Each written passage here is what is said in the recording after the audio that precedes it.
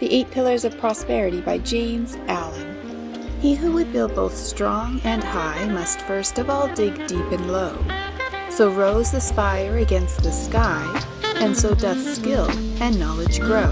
So with well-ordered strenuousness, raise thou thy structure of success.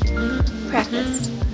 It is popularly supposed that a greater prosperity for individuals or nations can only come through a political and social reconstruction.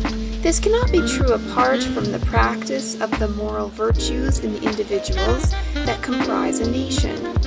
Better laws and social conditions will always follow a higher realization of morality among the individuals of a community, but no legal enactment can give prosperity to, nay, it cannot prevent the ruin of, a man or a nation that has become lax and decadent in the pursuit and practice of virtue.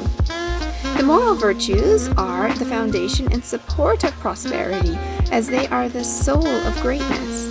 They endure forever, and all the works of man which endure are built upon them. Without them there is neither strength, stability, or substantial reality, but only ephemeral dreams. To find moral principles is to have found prosperity, greatness, truth, and is therefore to be strong, valiant, joyful, and free. James Allen. End of preface.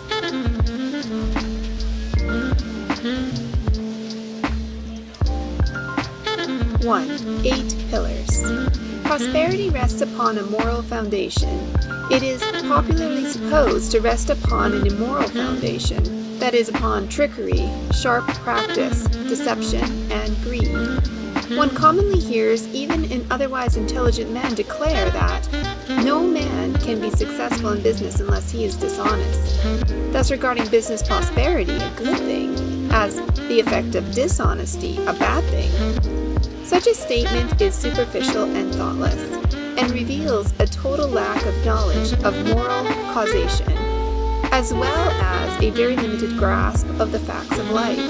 It is as though one should sow henbane and reap spinach, or erect a brick house on a quagmire, things impossible in the natural order of causation, and therefore not to be attempted.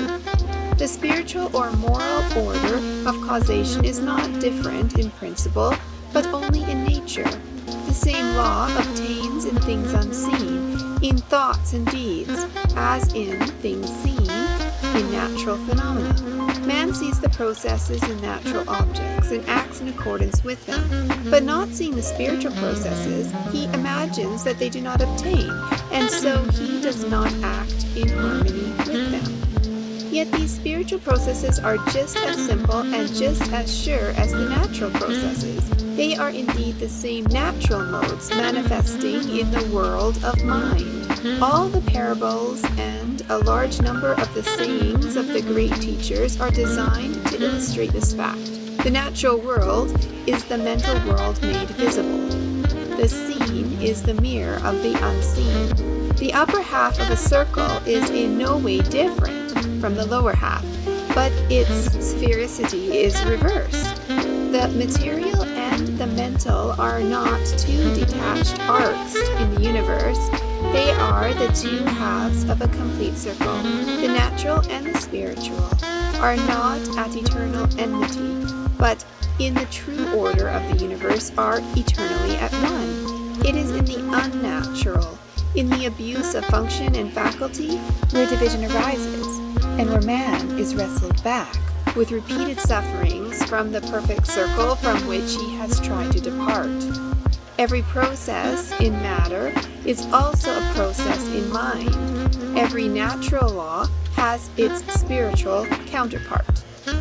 Take any natural object and you will find its fundamental processes in the mental sphere if you rightly search. Consider, for instance, the germination of a seed and its growth into a plant with the final development of a flower, and back to seed again. This also is a mental process. Thoughts are seeds which, falling in the soil of the mind, germinate and develop until they reach the completed stage, blossoming into deeds good or bad, brilliant or stupid, according to their nature, and ending as seeds of thought to be again sown in other minds. A teacher is a sower of seed, a spiritual agriculturalist, while he who teaches himself is the wise farmer of his own mental plot. The growth of thought is as the growth of a plant. The seed must be sown seasonably, and time is required for full development into the plant of knowledge and the flower of wisdom. While writing this, I pause and turn to look through my study window, and there, 100 yards away, is a tall tree, in the top of which some enterprising rook from a rookery hard by has, for the first time, built its nest. A strong northeast wind is blowing, so that the top of the tree is swaying violently to and fro by the onset of the blast. Yet there is no danger to that frail thing of sticks and hair, and the mother bird, sitting upon her eggs, has no fear of the storm. Why is this? It is because the bird has instinctively built her nest in harmony with principles which ensure the maximum strength and security. First, a fork is chosen as the foundation for the nest, and not a space between two separate branches, so that however great may be the swaying of the treetop, the position of the nest is not altered, nor is its structure disturbed. Then the nest is built on a circular plan, so as to offer the greatest resistance to any external pressure, as well as to obtain more perfect compactness within, in accordance with its purpose. And so, however the tempest may rage, the birds rest in comfort and security. This is a very simple and familiar object, and yet, in the strict obedience of its structure to mathematical law, it becomes to the wise a parable of enlightenment, teaching them that only by ordering one's deeds in accordance with fixed principles is perfect surety, perfect security, and perfect peace obtained amid the uncertainty of events and the turbulent tempests of life. A house or a temple built by man is a much more complicated structure than a bird's nest, yet it is erected in accordance with those mathematical principles which are everywhere evidenced in nature. And here is seen how man, in material things, obeys universal principles. He never attempts to put up a building in defiance of geometrical proportions, for he knows that such a building would be unsafe, and that the first storm would, in all probability, level it to the ground, if indeed it did not fall about his ears during the process of erection. Man, in his material building, scrupulously obeys the fixed principles of circle, square, and angle, and aided by rule, plumb line, and compasses, he raises a structure which will resist the fiercest storms and afford him a secure shelter and safe protection. All this is very simple, the reader may say. Yes, it is simple because it is true and perfect. So true that it cannot admit the smallest compromise, and so perfect that no man can improve upon it. Man, through long experience, has learned these principles of the material world and sees the wisdom of obeying them. And I have thus referred to them in order to lead up to a consideration of those fixed principles in the mental or spiritual world, which are just as simple and just as eternally true and perfect, yet are at present so little understood by man that he daily violates them because ignorant of their nature and unconscious of the harm he is all the time inflicting upon himself. In mind as in matter, in thoughts as in things, in deeds as in natural processes, there is a fixed foundation of law which, if consciously or ignorantly ignored, leads to disaster and defeat. It is indeed the ignorant violation of this law which is the cause of the world's pain and sorrow. In matter, this law is presented as mathematical. In mind, it is perceived as moral. But the mathematical and the moral are not separate and opposed. They are but two aspects of a united whole. The fixed principles of mathematics, to which all matter is subject, are the body of which the spirit is ethical, while the external principles of morality are mathematical truisms operating in the universe of mind. It is impossible to live successfully apart from moral principles, as to build successfully while ignoring mathematical principles. Characters, like houses, only stand firmly when built on the foundation of moral law, and they are built up slowly and laboriously, deed by deed, for in the building of character the bricks are deeds. Businesses and all human enterprises are not exempt from the eternal order, but can only stand securely by the observance of fixed laws. Prosperity, to be stable and enduring, must rest on a solid foundation of moral principle and be supported by the adamantine pillars of sterling character and moral worth. In the attempt to run a business in defiance of moral principles, disaster of one kind or another is inevitable. The permanently prosperous men in any community are not its tricksters and deceivers, but its reliable and upright men. The Quakers are acknowledged to be the most upright men in the British community, and although their numbers are small, they are the most prosperous. The Jains in India are similar both in number and sterling worth, and they are the most prosperous people in India.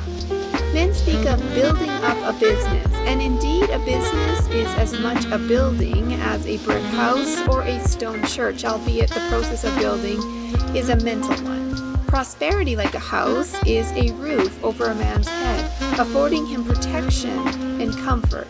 A roof presupposes a support, and a support necessitates a foundation.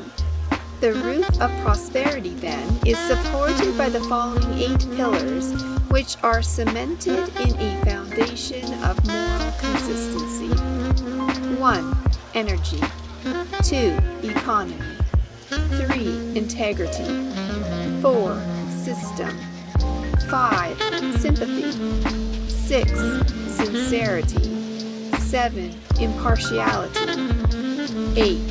Self-reliance.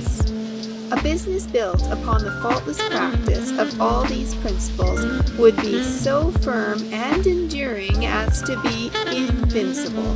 Nothing could injure it, nothing could undermine its prosperity, nothing could interrupt its success or bring it to the ground. But that success would be assured with incessant increase so long as the principles were adhered to. On the other hand, where these principles were all absent, there could be no success of any kind. There could not even be a business at all. For there would be nothing to produce the adherence of one part with another. But there would be that lack of life, that absence of fiber and consistency, which animates and gives body and form to any object whatsoever. Picture a man with all these principles absent from his mind, his daily life, and even if your knowledge of these principles is but slight and imperfect, yet you could not think of such a man as doing any successful work. You could picture him as leading the confused life of a shiftless tramp. But to imagine him at the head of a business, as the center of an organization, or as a responsible and controlling agent in any department of life, this you could not do because you realize its impossibility. The fact that no one of moderate morality and intelligence can think of such a man as commanding any success should, to all those who have not yet grasped the import of these principles and therefore declare that morality is not a factor, but rather a hindrance in prosperity, be a sound proof to them that their conclusion is totally wrong. For if it was right, then the greater the lack of these moral principles, the greater would be the success.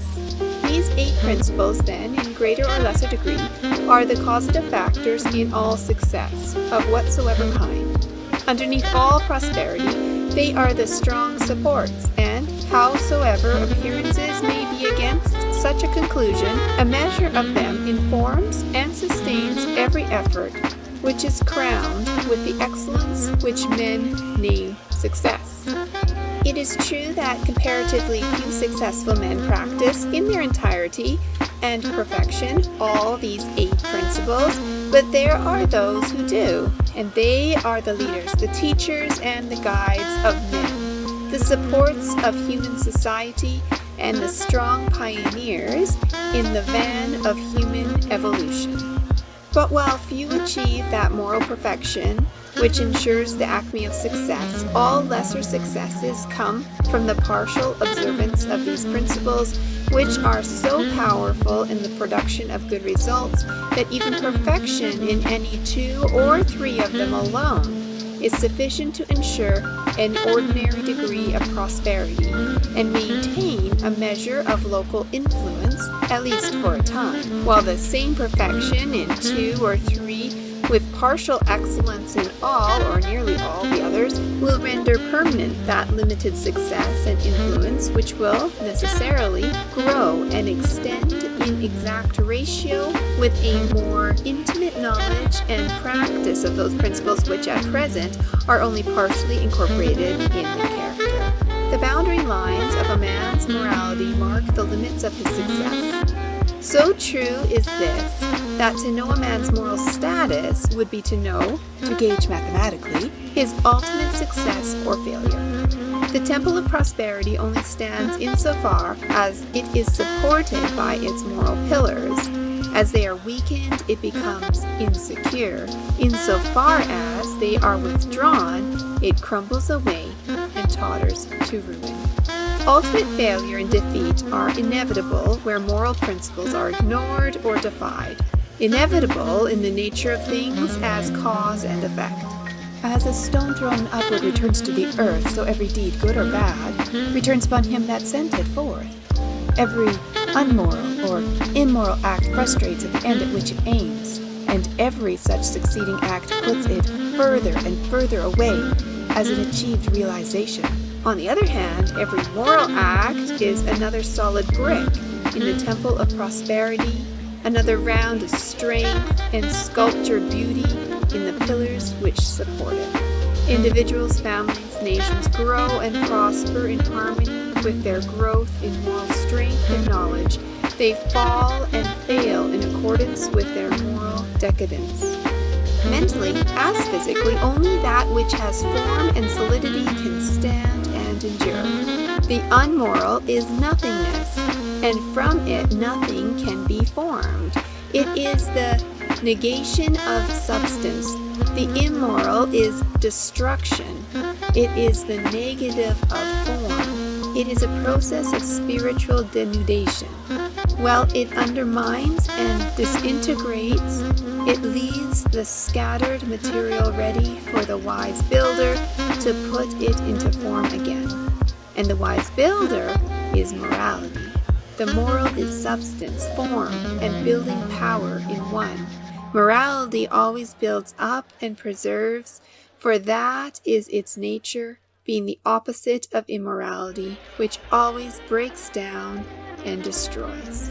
Morality is the master builder everywhere, whether in individuals or nations, whether in the world or in the universe. Morality is invincible, and he who stands upon it to the end stands upon an impregnable rock, so that his defeat is impossible, his triumph is certain.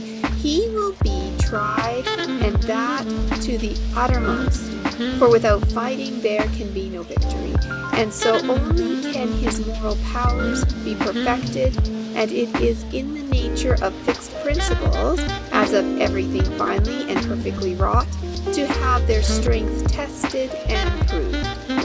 The steel bars which are to perform the strongest and best uses in the world must be subjected to a severe strain by the ironmaster as a test of their texture and efficiency before they are sent from his foundry. The brickmaker throws aside the bricks which have given way under the severe heat. So he who is to be greatly and permanently successful will pass through the strain of adverse circumstances and the fire of temptation with his moral nature not merely not undermined, but strengthened and beautified. He will be like a bar of well-wrought steel, fit for the highest use, and the universe will see, as the iron master, his finely wrought steel, that the use does not escape him. Immorality is assailable at every point, and he who tries to stand upon it sinks into the morass of desolation. Even while his efforts seem to stand, they are crumbling away. The climax of failure is inevitable. While the immoral man is chuckling over his ill-gotten gains, there is already a hole in his pocket through which his gold is falling. While he who begins with morality yet deserts it for gain in the hour of trial is like the brick which breaks on the first application of heat. He is not fit for use, and the universe casts him aside, yet not finally, for he is a being and not a brick, and he can live and learn, can repent and be restored. Moral force is the life of all success, and the sustaining element in all prosperity. But there are various kinds of success, and it is frequently necessary that a man should fail in one direction that he may reach up to a greater and more far-reaching success.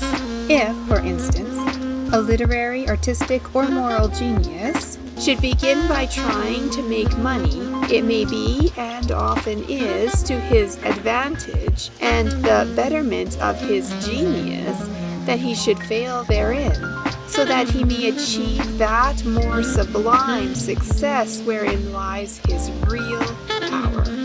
Many a millionaire would doubtless be willing to barter his millions for the literary success of a Shakespeare or the spiritual success of a Buddha, and would therefore consider that he had made a good bargain. Exceptional moral success is rarely accompanied with riches, yet financial success cannot in any way compare with it in greatness and grandeur. But I am not, in this book, dealing with the success of the saint or moral genius, such being dealt with in other of my books, but with that success which concerns the welfare, well-being, and happiness of the broadly average man and woman. In a word, with the prosperity of the mass of mankind, a success and prosperity which, while being more or less connected with money, being present and temporal, yet is not confined thereto, but extends to and embraces all human activities, and which particularly relates to that harmony of the individual with his circumstances which produces that satisfaction called happiness, and that comfort known as prosperity. To the achievement of this end, so desirable to the mass of mankind, let us now see how the 8 principles operate, how the roof of prosperity is raised and made secure upon the pillars by which it is supported. End of chapter 1.